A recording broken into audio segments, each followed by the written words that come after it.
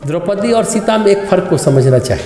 द्रौपदी कदम कदम पर अपने पतियों को कोसती रहती है। गए थे जुआ खेलने, मुझे दांव पर लगा दिया, कभी पतियों की प्रशंसा नहीं करती। एक बार पांडव वन में थे, द्रौपदी के ताने को सुनकर बहुत परेशान हो गए। किसी पति को नहीं छोड़ी, पांचों पांडवों में से किसी को नहीं छोड़ी। ये गदाधर है, भीम के लेकर है, मेरे सिर के बाल को घसीट कर लाया, गदा चलाते हैं, उस समय गदा कहाँ गया? फिर अर्जुन की ओर ध्यान देके बोलती है, चेहरा देके, ये है विश्व के श्रेष्ठ धनुर्धर, उस समय धनुष कहाँ चला गया, कैसा धनुर्धर? युधिष्ठिर की ओर देख के बोलती है, ये है धर्मराज है और जुआ खेलते हैं, मतलब हमेशा कोसती ही रहती है। हालांकि उन लोगों ने भी मौका दिया ही था कोसने का। पांडव लोग ये ताना सुनते सुनते बहुत परेशान हो गए, तो भगवान कृष्ण से प्रार्थना की कुछ दिनों के लिए तो राहत मिल जाए।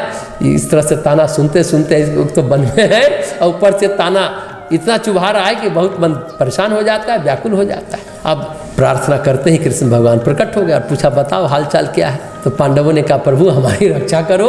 भगवान कृष्ण का उपाय है, बताते हैं। उन्होंने द्रौपदी को कहा, ये साल 2 साल का समय आगे का, ये तुम्हारे वैधव्य योग का है। तुम्हारे पति मर सकते हैं, लेकिन पत्नी कभी नहीं चाहती कि पति मरे।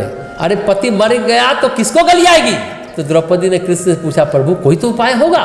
तो कृष्ण ने कहा कि तुम एक काम करो, सिर्फ 1 साल अपने पतियों की नित्य दिन प्रशंसा करो, इसी से ग्रह योग टल जाएगा। द्रौपदी ने कहा, अरे बाप रे, ये तो बड़ा कठिन उपाय है। तो कृष्ण भगवान ने कहा, तुम देख लो। तो द्रौपदी कहती, सारा दिन करना होगा, ऐसा नहीं कि सप्ताह में 1 दिन प्रशंसा कर ले, इससे काम नहीं चलेगा। नहीं, 1 साल तो नियमित करना पड़ेगा। लेकिन कृष्ण के कहने पर द्रौपदी ने जबरदस्ती ही यह व्रत ले लिया। परंतु सीता के साथ ऐसी बात नहीं थी।